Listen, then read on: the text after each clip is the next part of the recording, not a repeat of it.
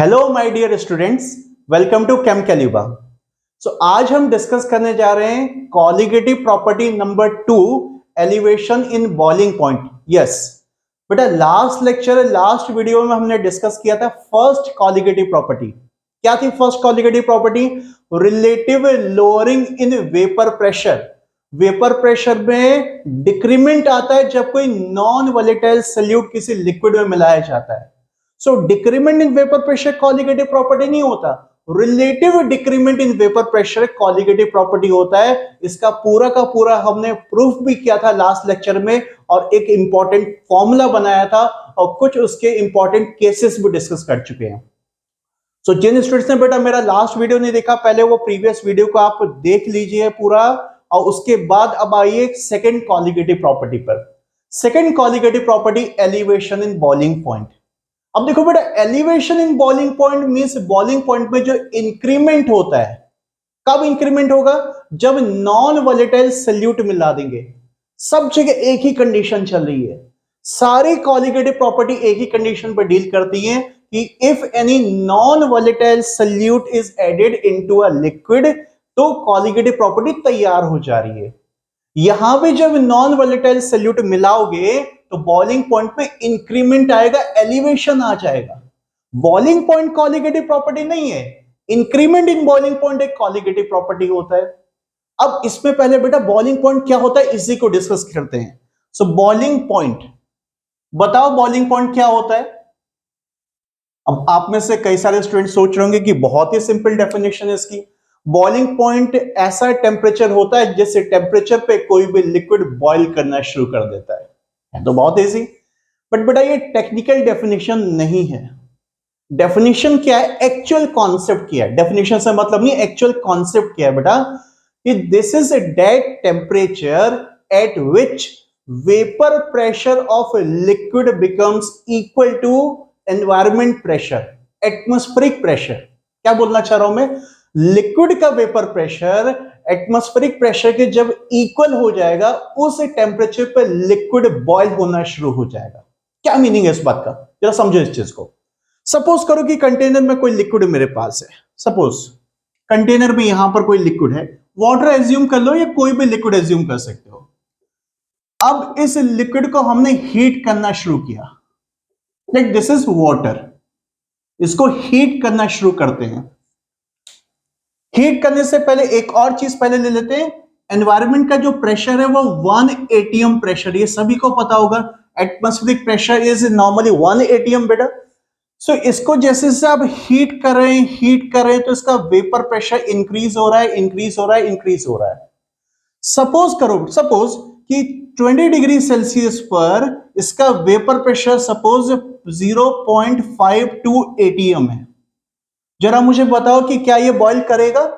नहीं बॉयल करेगा, क्योंकि जब तक इसका वेपर प्रेशर एनवायरमेंट प्रेशर के इक्वल नहीं हो जाता तब तक ये बॉयल नहीं करने वाला। टेम्परेचर और बढ़ा दिया, हीट करते जा रहे हैं, टेम्परेचर बढ़ के 60 डिग्री सेल्सियस हो गया है, एंड करस्पॉन्डिंग इस लिक्विड का वेपर प्रेशर सपोज 0.75 atm हो गया है। क्या ये बॉयल करेगा? नहीं बॉयल करेगा। और टेम्परेचर बढ़ाते हैं, टेम्परेचर बढ़ा के हो गया 95 degree Celsius, and suppose corresponding pressure हो गया 0.92 atm। क्या ये बॉयल करेगा? नहीं बॉयल करेगा। टेम्परेचर बढ़ाते बढ़ाते हो गया 100 degree Celsius, and corresponding pressure बन गया है 1 atm। Pressure means vapour pressure. इस लिक्विड के वेपर प्रेशर की बात हो रही है बेटा। ये जो वेपर प्रेशर यहां पर तैयार होता है, जो हमने स्टार्टिंग में डिस्कस किया था। अब देखो बेटा, इस टेम्परेचर पे आके इसका जो प्रेशर है वो एनवायरमेंट प्रेशर से मैच कर गया है। सो अल्टीमेटली इस मोमेंट पे क्या होगा? लिक्विड के कई सारे पार्टिकल्स आपस में इकट्ठा होके एनवायरमेंट पे जाना शुरू हो जाएंगे। लिक्विड के कई सारे पार्टिकल्स आपस में कलेक्ट होके मास इवेपोरेशन स्टार्ट हो जाएगा। मैक्सिमम लिक्विड पार्टिकल एनवायरमेंट में जाने लगे, इसी को बॉइलिंग कहा जाता है। सो बॉइलिंग का मतलब है कि ultimately vapour pressure of liquid must be equal to environment pressure, atmospheric pressure. समझ में आ गया बॉइलिंग पॉइंट क्या होता है? अब बॉइलिंग पॉइंट एक कॉलिगेटिव प्रॉपर्टी नहीं होती है। Elevation in boiling point colligative property है। अच्छा, कॉलिगेटिव प्रॉपर्टी को प्रूफ नहीं करेंगे बेटा, इसका प्रूफ नहीं चाहिए हमें जेई में। मैं सिर्फ आपको कॉन्सेप्ट एक्सप्लेन कर रहा हूं कि एलिवेशन इन बॉइलिंग पॉइंट कैसे बनता है नॉन वोलेटाइल सॉल्यूट मिलाने पर। अब इस लिक्विड में फिर से मैं लिक्विड लेता हूं, ये लिक्विड है हमारे पास, प्योर लिक्विड है। इस लिक्विड में मैंने क्या मिला दिया, नॉन वोलेटाइल सॉल्यूट मिला दिया, नॉन वोलेटाइल सॉल्यूट मिला दिया। शुगर मिला दो, यूरिया मिला दो, ग्लूकोज मिला दो, आप सभी को पता है नॉन वोलेटाइल सॉल्यूट क्या होते हैं, उससे हम कंटिन्यूअसली डील कर रहे हैं बेटा। सो ये मिलाते इसका क्या हो जाएगा, वेपर प्रेशर कम हो जाएगा। आप सभी को पता है नॉन वोलेटाइल सॉल्यूट मिलाने से वेपर प्रेशर कम हो जाता है। डायरेक्टली मैं 100 डिग्री की बात करता हूं, डायरेक्टली 100 डिग्री पे, 100 डिग्री पे ये जो सोल्यूशन पड़ा हुआ, ये सोल्यूशन, अब ये प्योर लिक्विड नहीं है, ये पूरा सोल्यूशन तैयार हो गया यहां पर। इस सोल्यूशन का अगर आप बेटा 100 डिग्री सेल्सियस पर वेपर प्रेशर मेजर करोगे तो क्या 1 एटीएम आएगा, बोलो, नहीं आएगा, क्योंकि नॉन वोलेटाइल सॉल्यूट मिलाते ही इसका वेपर प्रेशर कम हो जाएगा, कम हो जाएगा। किसी भी टेम्परेचर पे जो प्योर लिक्विड का वेपर प्रेशर था, सोल्यूशन का वेपर प्रेशर उतना नहीं रहेगा, करस्पॉन्डिंग लिक्विड के वेपर प्रेशर से कम, करस्पॉन्डिंग लिक्विड के वेपर प्रेशर से कम रहेगा। सो इस मोमेंट पे भी अब ये 1 एटीएम नहीं होगा, हो सकता है ये 0.96 एटीएम हो गया। अब खुद सोचो बेटा, क्या ये इस मोमेंट पे बॉयल हो पाएगा, नहीं हो पाएगा, क्योंकि अब इसका वेपर प्रेशर, ये reduced vapour pressure environment pressure के इक्वल नहीं है। अरे एनवायरमेंट प्रेशर तो हमेशा फिक्स है ना, वो हम पे थोड़ी ना डिपेंड कर रहा है, हम क्या करें, क्या प्रोसेस करें, कोई फिजिकल या केमिकल प्रोसेस करें, एनवायरमेंट का प्रेशर 1 एटीएम ही रहने वाला है बेटा। सो इस 100 डिग्री पे ये सोल्यूशन की बॉइलिंग नहीं होगी, मींस ये अभी बॉइल नहीं कर रहा है। अब खुद सोचो बेटा, अगर इसको बॉइल कराना है तो क्या करना पड़ेगा, इसको और हीट प्रोवाइड करानी पड़ेगी, टेम्परेचर बढ़ाना पड़ेगा। टेम्परेचर बढ़ के सपोज 105 डिग्री सेल्सियस हो गया, और अब इसका वेपर प्रेशर, इस सोल्यूशन का वेपर प्रेशर 1 एटीएम हो जा रहा है। अब ये बॉइल करना शुरू कर देगा।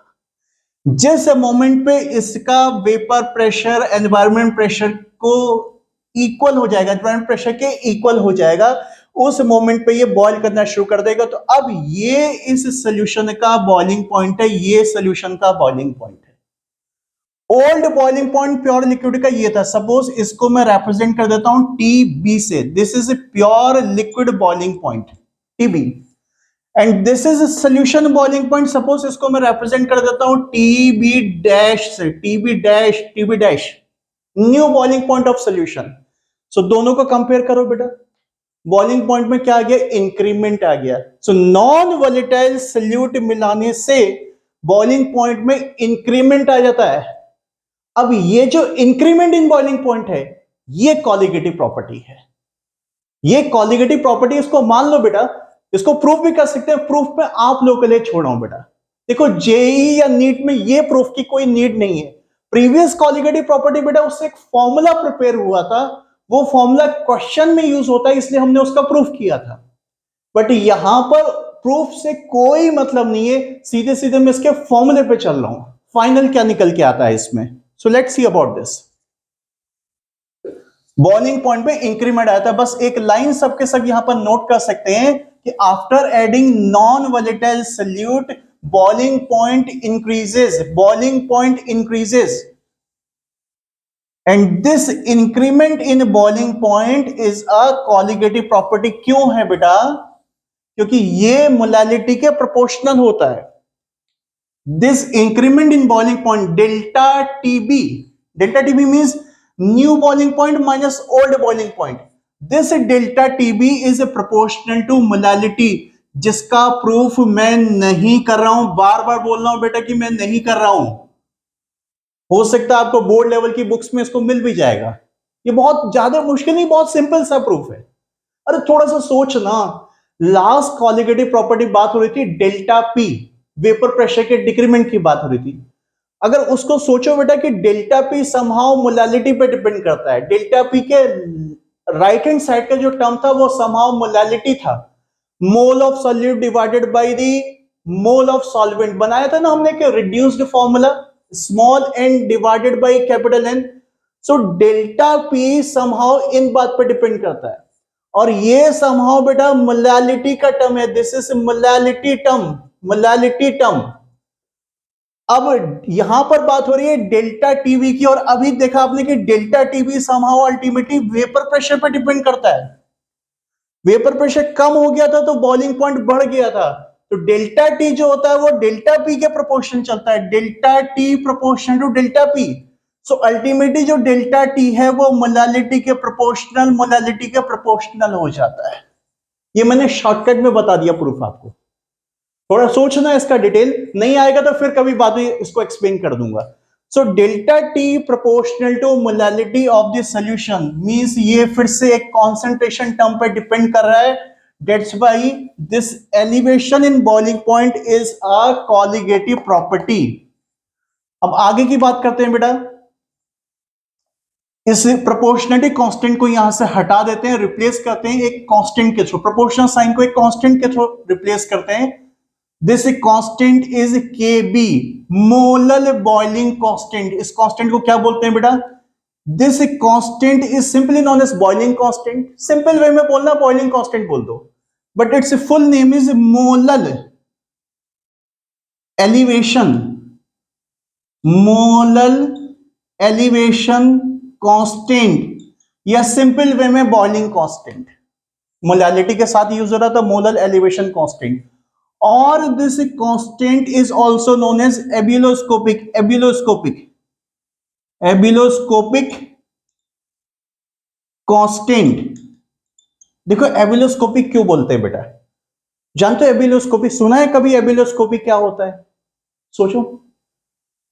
एबिलोस्कोपी बेटा बॉइलिंग से रिलेटेड एक पूरा का पूरा रिसर्च का फील्ड है, जिसमें वेरियस सब्सटेंसेस के बॉइलिंग पॉइंट का डिस्कशन होता है, रिसर्च होती है। सो वहीं से ये टर्म आया है। So ebullioscopy is related to the boiling phenomena, so we are also dealing with the boiling related phenomena, so that's why it is called as ebullioscopic constant. ठीक है, बाकी कुछ खास नहीं है इसमें। अब इस फॉर्मूले से आपको सारे क्वेश्चन सॉल्व करने। आई होप कि मोलैलिटी तो सबको आता होगा बेटा निकालना। ये कांस्टेंट जो है किस किस बात पर डिपेंड करता है? देखो ये कांस्टेंट यूनिवर्सल कांस्टेंट नहीं है, ये यूनिवर्सल कांस्टेंट नहीं है, ये डिपेंड करता है टाइप ऑफ लिक्विड पे, नेचर ऑफ लिक्विड पे। वाटर के साथ सोल्यूशन बना रहे हो तो कुछ केबी होगा, अल्कोहल में सोल्यूशन बना रहे हो तो कुछ और केबी हो जाएगा, बेंजीन में सोल्यूशन बना रहे हो तो कुछ और केबी हो जाएगा। मींस ये जो केबी है बेटा, ये लिक्विड चेंज होने पर इसका वैल्यू बदल जाता है, चेंज हो जाता है। अदरवाइज सेम लिक्विड के साथ एक्सपेरिमेंट कर रहे हो, चाहे उस लिक्विड की क्वांटिटी कुछ भी हो, उसमें कोई भी सल्यूट मिलाया हो, कितना भी सल्यूट मिलाया हो, इन सारी बातों पर केबी डिपेंड नहीं करता है, नहीं करता है। सो एक लाइन यहां पर नोट कर लेना बेटा, KB depends upon nature of liquid only, nature of liquid only. अच्छा थोड़ा सा बेटा अभी फॉर्मूले की बातें अभी यहां पर होल्ड करते हैं, मैं यहां पर एक इंपॉर्टेंट ग्राफ भी आपको एक्सप्लेन करने जा रहा हूं। देखो ग्राफिकल मेथड से भी देखो कि एलिवेशन इन बॉइलिंग पॉइंट कैसे आता है। सी दिस, जैसे ये मैंने आपको बताया था टर्म्स लेते हुए कि एलिवेशन इन बॉइलिंग पॉइंट कैसे बनता है। अब मैं कि ग्राफिकल बेसिस पे आपको एक्सप्लेन कर रहा हूं कि बॉइलिंग पॉइंट कैसे एलिवेट होता है नॉन वोलेटाइल सॉल्यूट मिलाने के बाद। Let's see, this graph is between vapor pressure and temperature, vapor pressure and temperature. Suppose Y axis पे बेटा वेपर प्रेशर ले लेते हैं, ये है वेपर प्रेशर की लाइन, और ये जो आपका एक्स एक्सिस है, हॉरिजॉन्टल एक्सिस है, इस पर हम टेम्परेचर ले लेते हैं, boiling temperature, boiling point. Okay, boiling point तो बाद में बनेगा, पहले नॉर्मल टेम्परेचर की बात करते हैं। अब पहले एक फिक्स्ड एनवायरमेंट प्रेशर लाइन को ड्रॉ कर लो।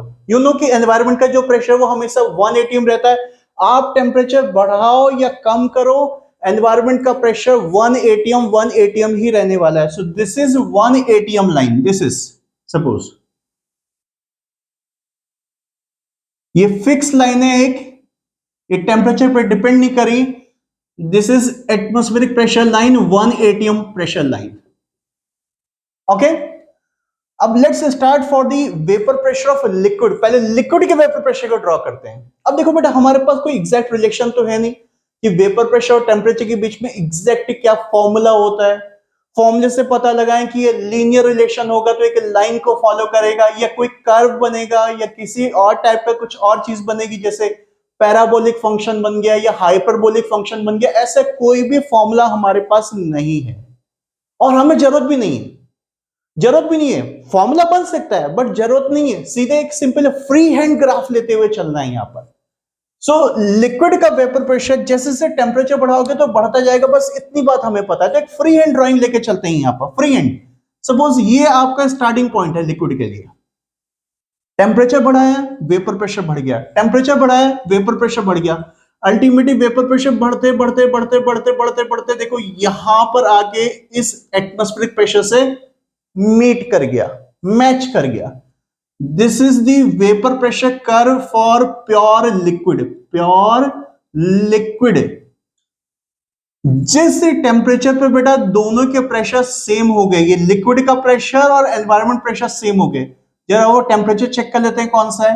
टेम्परेचर हमें एक्स एक्सिस से पता चलेगा, यहां पर प्रोजेक्शन ड्रॉ कर दी हमने। This is boiling point. किसका बॉइलिंग पॉइंट है ये? अरे ये प्योर लिक्विड का बॉइलिंग पॉइंट है। This is the pure liquid boiling point. ठीक है इतना। अब इसमें नॉन वोलेटाइल सॉल्यूट मिला दिया। सो नॉन वोलेटाइल सॉल्यूट मिलाती, वेपर प्रेशर डाउन हो जाएगा, कम हो जाएगा।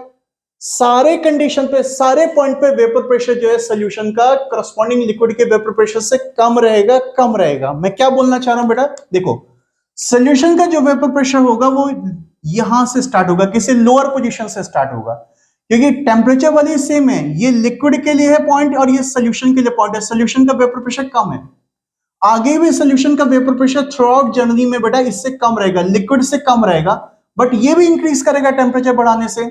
सो ये इंक्रीज कर रहा है, इंक्रीज कर रहा है, इंक्रीज कर रहा है, और देखो यहां पर आके इस एनवायरमेंट प्रेशर को ये भी मीट कर गया।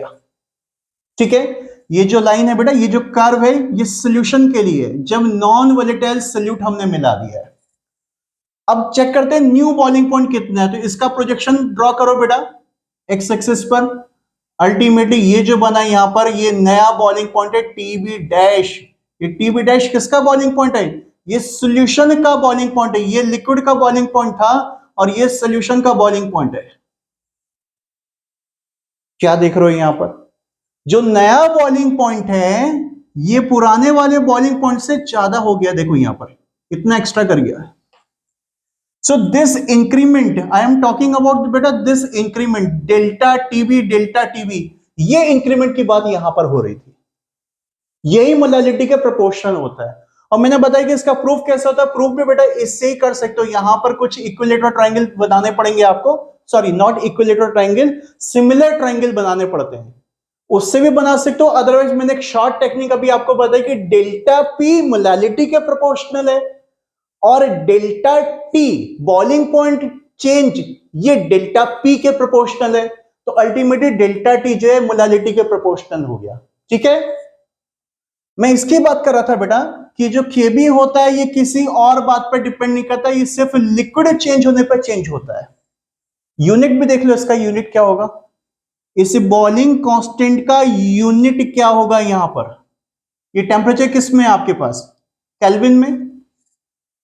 वैसे तो बेटा डिग्री सेल्सियस और केल्विन में सेम ही होता है, इंक्रीमेंट चेंज सेम होगा। ओके, सो केल्विन लो या डिग्री सेल्सियस लो कोई फर्क नहीं पड़ता, नॉर्मली हम केल्विन में लेते हुए चलते हैं केमिस्ट्री के अंदर। ये आपके पास क्या टर्म है? मोलल का टर्म है, मोलालिटी का टर्म है। This is molal term. So ultimately या इसको और इलैबोरेट करें तो मोलल का मतलब क्या हो गया? दिस इज मोल पर केजी, दिस इज मोल पर किलोग्राम। तो यूनिट इसका क्या बन के आ गया बेटा? केबी का यूनिट क्या बन के आ गया यहां पर? Kelvin divided by molality. Kelvin divided by molality. So kelvin पर molal, this is unit of KB. या मोलल को और ओपन फॉर्म में लिख दो, दिस इज मोल पर किलोग्राम। किलोग्राम न्यूमरेटर में चले जाएगा, सही हो जाएगा केल्विन किलोग्राम पर मोल। ये यूनिट है बेटा इसका। अरे यूनिट का भी बहुत बड़ा खेल होता है। कहीं पर ग्राम पर मोल दिया है तो उसको करेक्ट कर लेना, it must be in kelvin kilogram पर मोल। समझ में आ गई बात बेटा? बाकी क्वेश्चंस इसके बहुत इजी हैं, बहुत ज्यादा इजी हैं बेटा। जहां भी देखो जेई में या नीट में किसी भी एग्जाम में अगर क्वेश्चन को थोड़ा सा कंफ्यूजिंग करना होगा तो मोलालिटी वो डायरेक्टली नहीं देंगे आपको। अब ये मोलालिटी या कॉन्सेंट्रेशन टर्म्स तो बेटा आपको सबको पहले से आने चाहिए, नहीं आते तो मैं कभी बाद में आपको वॉल्यूमेट्रिक एनालिसिस का टॉपिक बताऊंगा, उसमें सारे के सारे कॉन्सेंट्रेशन टर्म्स में आपको एक्सप्लेन करूंगा डिटेल में। इवन कोई एक टाइप का कॉन्सेंट्रेशन टर्म दिया तो दूसरे में उसको कन्वर्ट कैसे किया जाता है, उसके सारे के सारे टाइप या केसेस लेते हुए चलेंगे। बट मैं आपसे होप करता हूं बेटा कि आप 12th के स्टूडेंट्स हैं, आपने हो सकता है 11th में इसका डिटेल करा होगा। सो मोलालिटी का डिटेल पढ़ लो बेटा, और कुछ भी इसके अंदर खास नहीं है, क्वेश्चंस बहुत सिंपल है आपके पास। So that's all about this topic बेटा, that elevation in boiling point, non volatile solute मिलाने से वेपर प्रेशर कम हो गया। अब इसे रिड्यूस्ड वेपर प्रेशर को एनवायरमेंट प्रेशर के बराबर बनाना तो और हीट करना पड़ेगा, इसलिए बॉइलिंग पॉइंट में इंक्रीमेंट आ गया था। समझे इस बात को? रिड्यूस्ड प्रेशर, ये प्योर लिक्विड का वेपर प्रेशर है, प्योर लिक्विड का वेपर प्रेशर है, और ये एटमॉस्फेरिक प्रेशर है। आपने जैसे इसमें नॉन वोलेटाइल सॉल्यूट मिलाया तो ये कम हो गया, अब इसको इसके इक्वल बनाना तो और ज्यादा हीट करना पड़ेगा, मींस बॉइलिंग पॉइंट एलिवेट हो गया, इंक्रीज हो गया, और इसी इंक्रीमेंट को हमने बताया कि एक कॉलिगेटिव प्रॉपर्टी होता है। ठीक है, तो आज का लेक्चर बेटा मैं यहीं पर कंक्लूड करता हूं। आप में से जिस किसी को भी बेटा कोई भी डाउट है, कोई क्वेरी है, तो मैं हर लेक्चर के बाद आपको बोलता हूं बेटा कि आप मुझे कमेंट बॉक्स में लिखिए, मेरे व्हाट्सएप नंबर भी यहां पर फ्लैश हो रहा है, आप मुझे व्हाट्सएप कर सकते हो, मैं जरूर आपका रिप्लाई करूंगा। और बेटा अपने फ्रेंड सर्किल में इन सारे वीडियोस को सर्कुलेट करा दीजिए, सारे वीडियो को लाइक कीजिए, और जिसने अभी तक सब्सक्राइब नहीं किया है बेटा उसको बोलो कि चैनल को सब्सक्राइब करे। बहुत अच्छी टीचिंग यहां पर हो रही है, बहुत अच्छा एक्सप्लेनेशन यहां पर हो रहा है। तो ठीक है बेटा, नेक्स्ट लेक्चर में हम बात करेंगे नेक्स्ट कॉलिगेटिव प्रॉपर्टी। इसके सारे के सारे जितने क्वेश्चंस पॉसिबल हैं सब ट्राई कर लेना बेटा, चाहे जहां से भी आप करते हैं। सो सी यू इन नेक्स्ट लेक्चर बेटा, thank you, God bless you.